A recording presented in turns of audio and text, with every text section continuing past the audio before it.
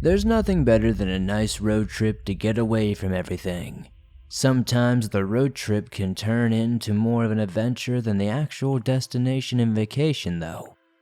Welcome back to the swamp, my friends, and welcome if you're new. Today I'm going to be sharing some creepy and allegedly true road trip horror stories sent in by viewers just like you. As always, if you have a story that you would like to share in a future episode, be sure to submit your story at swampdweller.net or the email you can find in the description down below. I would love to share your story with everyone here in the swamp. Before we jump right into these stories though, today's episode is sponsored by HelloFresh. HelloFresh delivers fresh quality produce from the farm to your door in less than a week's time so you can savor summer flavors all season long. Get 16 free meals plus 3 free gifts with code SWAMPED16 at hellofresh.com/swamped16. Come join me and many others in the swamp and find out why HelloFresh is America's #1 meal kit.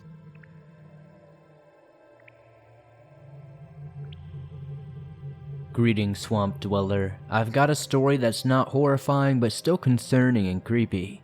So, to begin, this happened back in 2015 in the mountains of North Carolina on the Blue Ridge Parkway.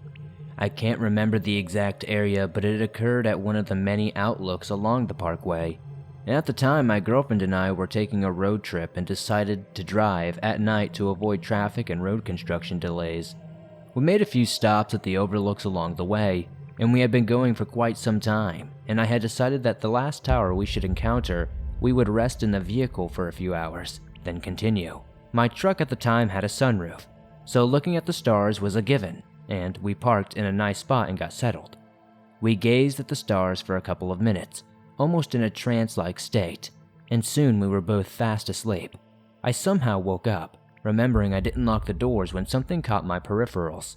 It was a shadowy, tall figure that didn't look like a human being at all. The shadow figure reminded me of your typical gray alien, with dim, glowing yellow eyes, almost like embers or hot coals from a hot fire. I rubbed my eyes thinking I was seeing things, but I was not, and it seemed to be growing taller. I couldn't move fast enough to crank the ignition and haul ass out of there, but I did just that, and as soon as I did so, my girlfriend shot wide awake asking me what was happening. As we burned out of the parking space and fled, I could see the figure move into the middle of the road behind us. I ripped around a hairpin corner, no longer in sight of that thing. My girlfriend asked me again, and I told her I had seen something standing near the car that did not look like a human. She tried calming me down, telling me to slow down, but when I did slow down some, I noticed there were headlights from another vehicle approaching from the rear at a fast speed. We had not seen a single car since sunset, and the blinding headlights were now a few feet behind my tail end. "What is this guy's problem?" my girlfriend said. I said they might see that thing too and wanted to get far away like us. Then just like that, the headlights vanished. "What the hell?" I said as I glanced in the rearview mirror, tapping my brakes to illuminate the silhouette of a work van and a single occupant. Then the headlights came back on and inches off my bumper. I made a beeline exit to get off the parkway and head back towards Asheville or Waynesville. I can't quite remember which one, but so did the tailgater. Panic was setting in because we knew this van was now following us. I see an open gas station in the distance and floor it, pushing our vehicle to about 100 miles per hour. I slowed my approach and pulled into a gas station outside the front doors. The van continues down the road, passing us, making us both sigh in relief. I asked my girlfriend what color the van was and if she got a good look at it. She nodded and said it was military tan with a very dark window tint. It looked like a work van of some sort. As we were able to get into the store, the van pulls up into the station, parking at a distance. My girlfriend screams that we need to get out of here, and quickly. I back the car out as fast as I can, lighting up the pavement again, and blow past the parked van, glancing at our pursuer. Have you ever seen that part in the Matrix where the agents begin to shift and morph? That's precisely what it looked like this person was doing. Again, I got the car up to speed, rolling a hot 100 miles per hour, trying to lose this, well, whatever this was. A solid minute or two passes and my gut says that the van is no longer back there, and our speed outran it. I think it's time to finally head home. Sighing in relief, my girlfriend agreed. On the route back home, there wasn't much of any traffic. We had traveled almost 130 miles, but in the opposite traffic lanes. I saw an all too familiar van. "It was the same one from that chase. How is that possible?" I said, getting quite unnerved and antsy. My girlfriend said the same thing, telling me to stomp on the gas. I get off the highway and make a way for a police station. We make it to the station, park, and wait, trying to collect ourselves from this crazy episode. Across the street from the station, there was a car wash in a strip mall. My girlfriend speaks up and points in the direction of the strip mall, gasping, cursing. It's the same freaking van again. It was the same van from the highway, and then 2 more identical vans pulled up next to the one. We watched in horror as all these tall and dark figures emerged from the backs of the vans and began crossing the street in our direction. I laid on my horn and started flashing my lights. I tried to do anything I could to get the attention of the entire police station we were parked in front of, to which 3 officers came running out, yelling, seeing if we needed help. As I went to look back where the figures and vans were, there was nothing, just an empty, dark parking lot.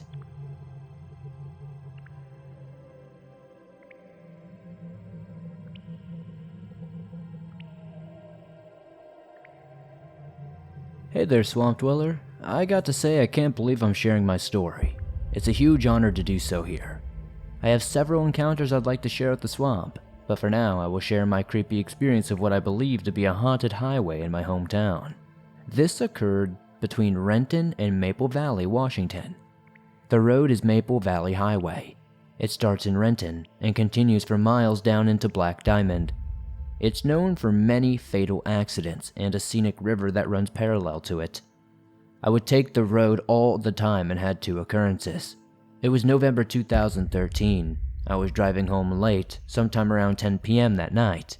I had just finished hanging out with a group of friends from church. The road has patches of complete darkness, so I had my high beams on. I reached a part of the road with a guardrail on my passenger side. That side is all old growth in the Cedar River. I saw a sudden patch of thick, dense fog that only covered the road and a few trees off to the side. I turned off my high beams while driving through the mist where I saw the thing. A tall black figure passed along in front of my vehicle. I remember specifically, the cars driving toward me had flashed their lights and halted as if they had seen it too. I understand fog distorts light and shadows, but it looked like the shape of a person, with long arms and very slender features. I couldn't make out anything else because it looked like a black shadow. As fast as it came, it was gone. It appeared behind me in the rear view mirror, and the cars slowly drove as if to say they saw it too.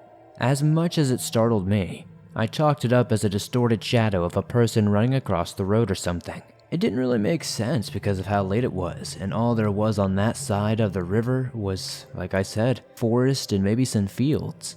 Fast forward to February 26th, 2014, I'm driving around the same time, and a little further down the road this time, I had something similar happen again. I was right before the Old Jones Road between Renton and Maple Valley. I completely forgot about last November and was on my way home from friends. I was driving home along Maple Valley Highway around 9:30 p.m. passing the guardrail, and a figure jumped in front of my car, running from right to left. It was tall, skinny, and black. It was passing quickly. As my eyes followed, a bird, possibly a hawk or a bat, came flying into my windshield, making it hard to see. It was just staying right in front of me. After a few seconds, it passed. I was terrified as I was trying to desperately look around for the object in front of my window and see what was on the road. It finally left, and I turned to the left to see the person-shaped shadow, the tall skinny thing, fading away, disappearing into thin air. I was so startled that I called my mom to explain what had just happened to her. By the time I got home, my knees were shaking so bad. She didn't like me driving the road that late at night, and I even went out of my way to avoid nighttime driving for quite a while after this. The car I had at the time did have a lot of issues, constantly breaking down as well, and I did not want to change it. A few years later, I reached out to the Maple Valley community, and some people who lived there often had really weird and similar occurrences on that one stretch of highway.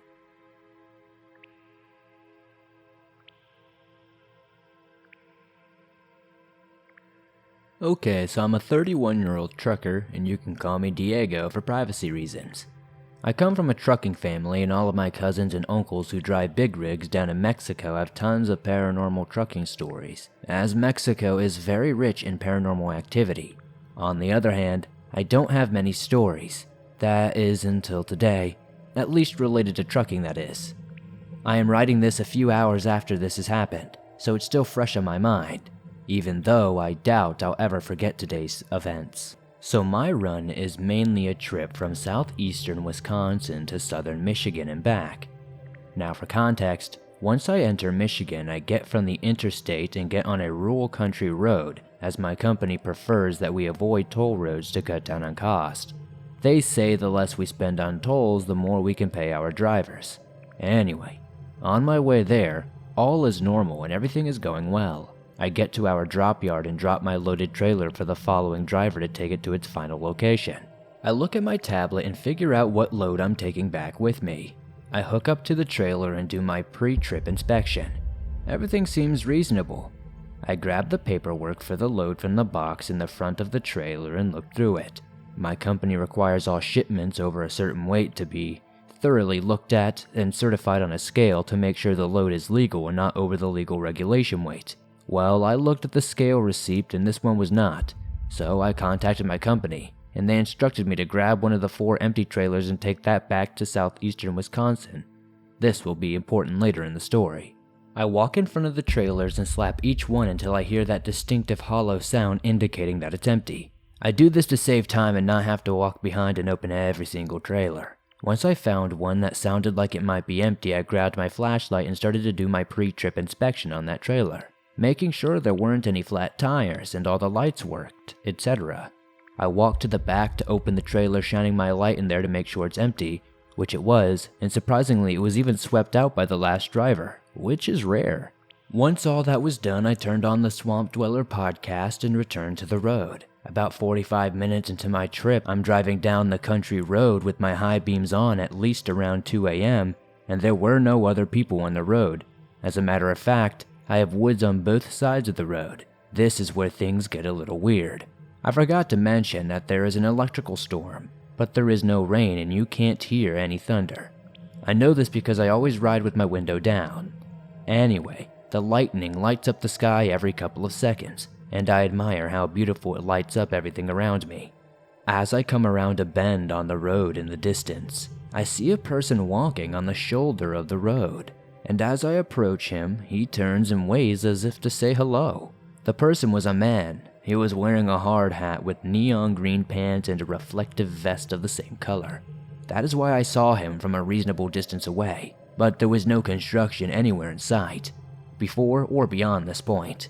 And I know this because I passed through there on my way to my previous destination. As I got past him, I pressed on my brakes to illuminate the road behind me. At the same time, lightning struck up and lit up the area. I'm staring in my mirror, and this guy is gone. In a split second, he disappeared.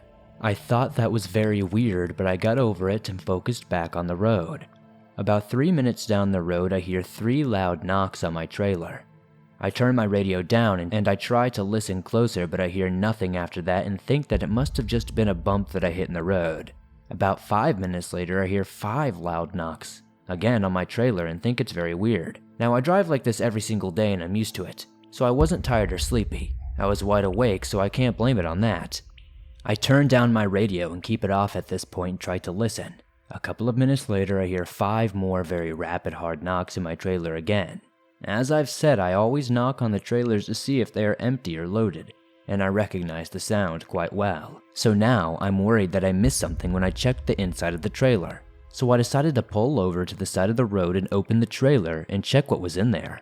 As I slowed down and pulled over, about a second later, maybe 25 feet in front of my truck, I see a huge tree fall on the road. At this point I got scared because it wasn't struck by lightning and there was no wind. I put my truck into gear and took off because, as I said, I was listening to Swamp Dweller before that, and I was already on edge. My initial thought was whatever pushed over that tree, I don't want to stick around and meet it. So I drove around on the side of oncoming traffic, which there was none at that time of night, thank God, and went around the tree. I pulled into the next truck stop and decided to find out what the hell was in my trailer. I grab my flashlight and go to check. I open the door and shine my light and, well, there is absolutely nothing or anyone in there. I get back in my truck and start driving. I don't honestly know what to do. Giving it some thought, I realized that even though I saw that man out on the side of the road as clear as day, I couldn't see his face. and as I said, when I looked back he had disappeared, and those knocks on my trailer were getting faster and louder every time, as if it was some sort of sense of urgency, as if they wanted me to stop my truck, and if I didn't stop when I did, I might have been killed by that tree. At this point, I believe it was a spirit trying to stop me so the tree wouldn't smash my truck. Well, after that, when I got back to driving, I didn't hear the knocking anymore until I got to my destination, at which point I unhooked from the trailer and proceeded to do my post-trip inspection, and again there was nothing or anyone in the trailer. So, I don't really know. I guess, thank you to the spirit for saving my life potentially, and yeah, I don't really know what to say. This story scared the daylights out of me. Thank you for sharing my story if you do, Swamp Dweller. I'm a big fan of the show.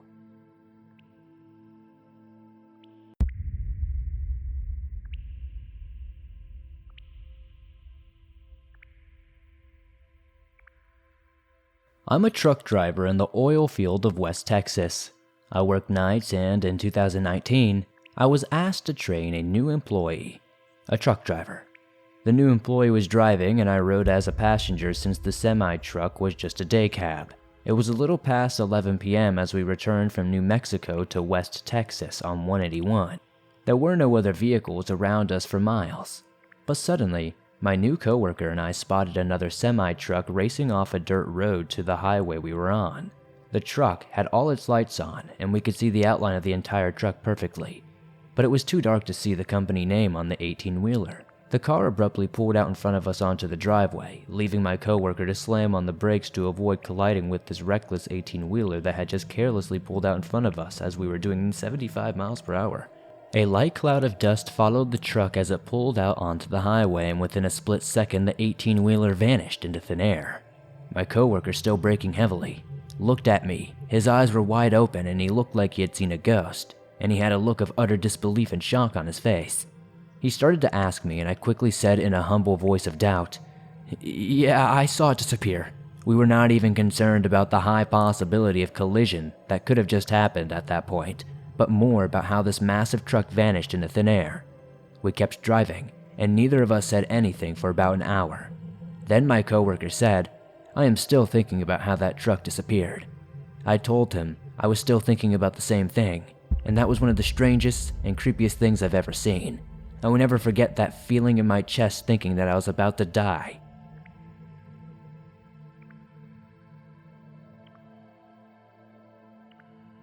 I work emergency on the weekends at a very large veterinary hospital. My shift begins at 5 a.m. and I leave the house at 4:15 a.m. Although I live in a very large Midwestern city, it is always a drive-in on Sunday mornings. Very few of the city folk are out at that time. Many of them have gone to bed as it is for the weekend. That doesn't normally bother me at all. The streets are always crowded during the day, and it's a nice respite from the normal gridlock. It was a Sunday, March 28th, 2020. I remember the date exactly as it was the day after the state government had issued a shelter-in-place response to the COVID outbreak. Because I worked in the veterinary medical field at an ER hospital, I was deemed essential and my routine carried on as normal. Usually at around 3 a.m. the alarm began making its annoying bonging sound, waking me up from my restful sleep. I started getting ready for work. There were dogs to feed and let out, lunch to be packed, and coffee to be made. It was a typical Sunday morning before work. I left at my usual time and noticed that the roads were even quieter than normal. There was virtually no one out besides me and the occasional police vehicle, to the point of it being surreal. As I make my way to work on the quiet streets, I came to a divided highway with 2 lanes of traffic going each way. The speed limit on that road is 45 miles per hour. Not that anyone obeys the law. However, it was dark out and frankly I was enjoying having the world to myself, so I was driving the speed limit that day. As I'm driving down the right lane of the road, it barely registers to me, but it seems darker than it normally is at the time. I didn't put that much thought into it that until suddenly, almost like someone placed a thought in my head, I thought a dog was in the road in front of me at the far distance. I squinted my eyes and investigated the darkness in front of me and didn't see anything, so I ignored the thought and continued driving down the right lane. But then the distinct thought that a dog was in the lane before me blasted back into my head. I ignored this warning no longer and quickly merged to the left lane. Just as I accomplished this, I looked at the right of the road, A man was walking steadily down the middle of the street, right towards me. As I passed him going 40 miles per hour in the lane to his left, I looked over, and he looked at me. He just continued his slow and steady walk down the road. My first thought was to thank God that I did not hit him. Then I became so grateful that I paid attention to the voice in my head. But then I realized how strange the situation was. There are sidewalks and frontage roads off this road. Plenty of places to walk and not be in the way. Why would he be walking down in the middle of the road in the highway? Why did I keep thinking that a dog was on the road when I saw nothing? I kept glancing back in my rear view mirror as I continued to drive and saw no one. It was as if he just faded away or perhaps was entirely shrouded by the strange and new eerie darkness. What happened next was entirely out of character for me. I usually think about situations like this repeatedly, meditating on them, dwelling if you will. But as I kept driving, the whole event just faded out of my memory. I can only compare it to a dream when somebody wakes up with a vague recollection of what went down, and then it just wanes away as the day goes by. A couple of days later, I suddenly recalled the incident and began thinking of how strange it was. As I drove to work the following weekend at the same time, I paid careful attention to that section of the highway in particular where I saw the man walking. It immediately struck me that I could see if a figure had been walking there in the distance. The lights from the surrounding businesses and streetlights made it possible. It seemed much lighter that morning, although it was the same time of day with similar weather. Why had it been so dark that weekend before? A few months later, I was at work and a client came in and observed that her last name was the same as the name on the road I had been driving down the morning of the strange occurrence. I asked her if she somehow was related to that road. She told me that her in-laws used to own the land where the road was built. I casually, jokingly told her I saw a ghost on that road or something else extraordinary. She immediately became very interested. She told me that her mother-in-law had stories of strange events on that property before it was sold. I'm not sure who that man was that night. I have no idea why it was so dark or why the whole occurrence faded after it occurred. I continue to be grateful to whoever warned me to pull over and help me not hit that person. Deep down inside though, I knew that some good versus evil was occurring that morning, and I was being put to the spiritual test. And although I don't understand any of it, I'm glad I listened to that voice.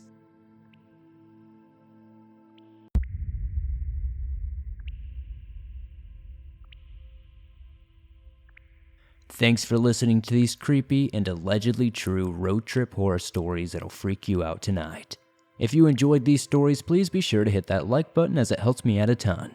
The more likes this episode gets, the more YouTube promotes it in their algorithm, and that's incredibly helpful for the swamp growing its ever-expanding waters.